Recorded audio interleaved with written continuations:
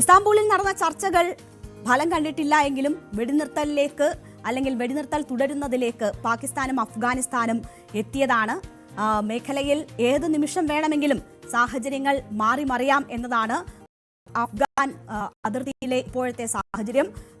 കഴിഞ്ഞ തവണയുണ്ടായിട്ടുള്ള ഏറ്റുമുട്ടലിൽ വലിയ അവകാശവാദങ്ങളാണ് പാകിസ്ഥാനും അഫ്ഗാനിസ്ഥാനും പരസ്പരം ഉന്നയിക്കുന്നത്. ഏതാണ്ട് 58 സൈനികരെ വധിച്ചു എന്ന ഒരു കാര്യം അഫ്ഗാൻ അവകാശപ്പെടുന്നുണ്ട്. അപ്പോൾ പാകിസ്ഥാൻ പറയുന്നത് അത്രയും നഷ്ടം ഉണ്ടായിട്ടില്ല എന്നതാണ്. പകരം 200ഓളം ജീവനുകൾ എടുക്കാനായി അഫ്ഗാന്റെ എന്നത് പാകിസ്ഥാനും അവകാശപ്പെടുന്നുണ്ട്. എന്തായാലും വലിയ രീതിയിലുള്ള ഏറ്റുമുട്ടലാണ് തുർക്കി ഉൾപ്പെടെയുള്ള രാഷ്ട്രങ്ങൾ ഇടപെട്ട ഒരു വെടിനിർത്തലിലേക്ക് നയിച്ചത്.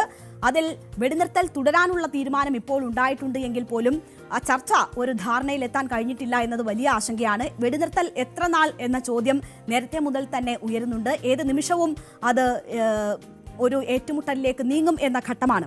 അപ്പോൾ ഈ ചർച്ച ധാരണയാകാതെ വെടിനിർത്തലിൽ അവസാനിച്ചു എങ്കിൽ പോലും ഇപ്പോൾ പാകിസ്ഥാൻ ശക്തമായ മുന്നറിയിപ്പുമായി അഫ്ഗാനിസ്ഥാൻ രംഗത്ത് വരികയാണ്. വെടിനിർത്തൽ ഒരു ബലഹീനതയായി കാണരുത് എന്ന ഒരു സന്ദേശമാണ് ഇപ്പോൾ അഫ്ഗാനിസ്ഥാൻ നൽകുന്നത്. തുർക്കിയിലെ ഇസ്താംബൂളിൽ നടന്ന ചർച്ചയിൽ ധാരണയിലെത്താൻ ഇരുപക്ഷവും തയ്യാറാകാതിരിക്കുകയായിരുന്നു. അതിന് പിന്നാലെയാണ് തങ്ങളുടെ ബലഹീനതയായി ഇപ്പോഴത്തെ ഈ വെടിനിർത്തലിനെ കാണരുത് എന്ന ഒരു മുന്നറിയിപ്പ് പാകിസ്ഥാന് അഫ്ഗാനിസ്ഥാൻ നൽകുന്നത്. അഫ്ഗാനിസ്ഥാന്റെ ക്ഷമയെ ബലഹീനതയായി തെറ്റിദ്ധരിക്കരുതെന്ന് മുന്നറിയിപ്പ് നൽകിയിരിക്കുന്നത് ആഭ്യന്തരമന്ത്രി സിറാജുദ്ദീൻ ഹഖാനിയാണ്. അഫ്ഗാനിസ്ഥാന്റെ ക്ഷമ വീണ്ടും പരീക്ഷിക്കാൻ നിന്നാൽ ചുട്ട മറുപടി നൽകും എന്നും ഹഖാനി മുന്നറിയിപ്പ് നൽകുന്നു. ഞങ്ങളുടെ പ്രദേശം സംരക്ഷിക്കുന്നത് ഞങ്ങളുടെ മുൻഗണനയാണ്. എപ്പോഴെങ്കിലും ചർച്ചയുടെ പാത ഇപ്പോഴും തുറന്നിട്ടിട്ടുണ്ട്. പക്ഷേ എപ്പോഴെങ്കിലും ഒരു പ്രകോപനമുണ്ടായാൽ കനത്ത തിരിച്ചടി നേരിടേണ്ടി വരും എന്ന മുന്നറിയിപ്പാണ് ഇപ്പോൾ അഫ്ഗാനിസ്ഥാൻ പാകിസ്ഥാന് നൽകുന്നത്. ലോകത്തിലെ സാമ്രാജ്യത്വ രാഷ്ട്രങ്ങളോട് ഒരുതിയതിന്റെ അഫ്ഗാൻ ചരിത്രം കൂടി പാകിസ്ഥാനെ ഓർമ്മിപ്പിക്കുന്നുണ്ട് ഹഖാനി. ഞങ്ങളുടെ പ്രദേശം പ്രതിരോധിക്കാൻ ഞങ്ങൾക്കൊരു പ്രയാസവുമില്ല, അതാണ് തങ്ങളുടെ അനുഭവം എന്ന കാര്യം ഹഖാനി ഓർമ്മിപ്പിക്കുകയാണ്. അഫ്ഗാന് ദീർഘദൂര മിസൈലുകളോ കനത്ത ആയുധങ്ങളോ ഇല്ലായിരിക്കാം, പക്ഷേ ഞങ്ങൾ ആക്രമണത്തിന് ചെറുക്കുന്നതിൽ ഒട്ടും പിന്നോട്ടല്ല എന്ന കാര്യം കൂടി ഓർമ്മിപ്പിക്കുന്നു. അതിനുള്ള ദൃഢനിശ്ചയം ഞങ്ങൾക്കുണ്ട് എന്ന കാര്യമാണ് ഹഖാനി പാകിസ്ഥാനെ ഓർമ്മിപ്പിക്കുന്നത്. അപ്പോൾ ഞങ്ങളുടെ രാഷ്ട്രത്തെ സംരക്ഷിക്കാൻ, ഞങ്ങളുടെ താല്പര്യത്തെ സംരക്ഷിക്കാൻ ഏതറ്റം വരെയും പോകും എന്ന ഒരു സന്ദേശമാണ് പാകിസ്ഥാൻ അഫ്ഗാനിസ്ഥാൻ നൽകുന്നത്. അത് വെറും സന്ദേശം നൽകൽ മാത്രമല്ല, അഫ്ഗാന്റെ ചരിത്രവും സാമ്രാജ്യത്വ രാഷ്ട്രങ്ങളോട് അഫ്ഗാൻ എങ്ങനെയാണ് നിലപാടെടുത്തിട്ടുള്ളത് എന്ന കാര്യവും ചൂണ്ടിക്കാട്ടിക്കൊണ്ടാണ് പാകിസ്ഥാന് ഹഖാനി ഈ ഒരു കറുത്ത മറുപടി നൽകുന്നത്. ഒരു മാധ്യമത്തിന് നൽകിയ അഭിമുഖത്തിലാണ് ഹഖാനി ഇക്കാര്യങ്ങൾ പറയുന്നത്. തുർക്കിയുടെയും ഖത്തറിന്റെയും മധ്യസ്ഥതയിലാണ് ഈ സമാധാന ചർച്ചകൾ ഇപ്പോൾ മുന്നോട്ട് പോയിക്കൊണ്ടിരിക്കുന്നത്. പക്ഷേ ഇരുപക്ഷവും അവരുടെ അവകാശവാദങ്ങളിൽ ഉറച്ചു നിൽക്കുകയാണ്. IS ഭീകരവാദികളെ പ്രോത്സാഹിപ്പിക്കുന്നത്, അവർക്ക് അഭയം നൽകുന്നത് പാകിസ്ഥാനാണ് എന്ന ഒരു പ്രധാനപ്പെട്ട ആരോപണം അഫ്ഗാൻ ഉന്നയിക്കുന്നുണ്ട്. അവരെ സംരക്ഷിച്ചുകൊണ്ടാണ് അഫ്ഗാൻ താലിബാനെതിരെ പാകിസ്ഥാൻ യുദ്ധം നടത്തുന്നത് എന്നതാണ് അഫ്ഗാനിസ്ഥാന്റെ പ്രധാനപ്പെട്ട ആരോപണം. ഇത് അംഗീകരിക്കാനാകില്ല എന്നതാണ് അഫ്ഗാൻ സ്വീകരിക്കുന്ന നിലപാട്.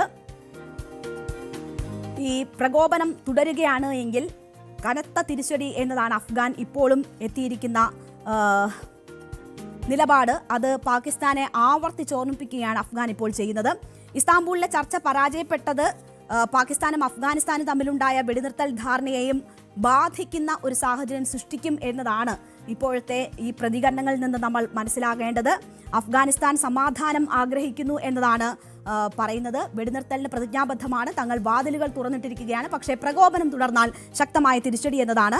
നേരത്തെ പാകിസ്ഥാൻ പ്രതിരോധ മന്ത്രി ഖ്വാജ ആസിഫ് ഉൾപ്പെടെയുള്ളവർ ചില പ്രകോപനപരമായ പ്രസ്താവനകളുമായി രംഗത്ത് വന്നിരുന്നു. ഈ സാഹചര്യത്തിൽ കൂടിയാണ് ഇപ്പോൾ ഹഖാനി ഇത്തരം ഒരു സന്ദേശം പാകിസ്ഥാന് നൽകുന്നത്. കരാറിലെത്താൻ സാധിക്കാതിരുന്നാൽ അതിനർത്ഥം യുദ്ധമാണ് എന്നും അത് തങ്ങൾ പിന്നോട്ട് പോകില്ല എന്നുമാണ് പാകിസ്ഥാൻ സൂചിപ്പിച്ചിരുന്നത്. ഖാജ ആസിഫ് ഉൾപ്പെടെയുള്ളവർ അത്തരം സന്ദേശം നൽകുന്നതിനാണ് ഇപ്പോൾ അഫ്ഗാൻ തുറന്ന ഭാഷയിൽ മറുപടി നൽകുന്നത്. അഫ്ഗാന്റെ വിദേശകാര്യ മന്ത്രി ഇന്ത്യ സന്ദർശിക്കുകയും ഇവിടെ ഒരു ഊഷ്മളമായ ബന്ധം ഉടലെടുക്കുകയും ചെയ്യുന്നത് പാകിസ്ഥാനെ വലിയ രീതിയിൽ വിറളി പിടിപ്പിച്ചിരുന്നു. അതിന് പിന്നാലെയാണ് ഇത്തരം ആക്രമണങ്ങളും ഏറ്റുമുട്ടലുകളും ഒക്കെ ഉണ്ടാകുന്നത് എന്നത് കൂടി നമ്മൾ കാണണം.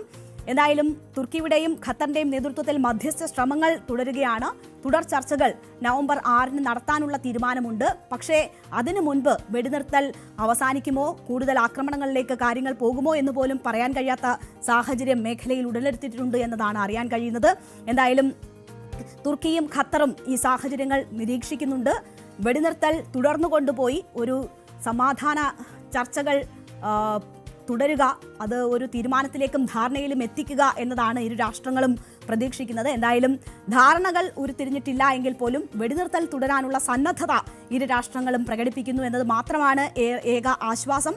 നമുക്കായാലും മേഖലയിൽ മറ്റൊരു യുദ്ധമോ ഏറ്റുമുട്ടലോ ഉണ്ടാകുന്നത് ഇന്ത്യയും ആഗ്രഹിക്കുന്നില്ല. പക്ഷേ ഇന്ത്യയാണ് ഈ ആക്രമണങ്ങൾക്ക് പിന്നിൽ എന്നതാണ് പാകിസ്ഥാൻ ഉന്നയിക്കുന്ന പ്രധാനപ്പെട്ട ആരോപണം. അഫ്ഗാൻ വിദേശകാര്യമന്ത്രി ഇവിടെ വരികയും ചർച്ചകൾ നടത്തുകയും ഇന്ത്യയുടെ വിദേശകാര്യമന്ത്രി അതിർത്തി സംബന്ധിച്ചുള്ള പരാമർശങ്ങൾ നടത്തുകയും ഒക്കെ ചെയ്തത് പാകിസ്ഥാൻ വലിയ പ്രകോപനപരമായി തന്നെ കാണുന്നുണ്ട്.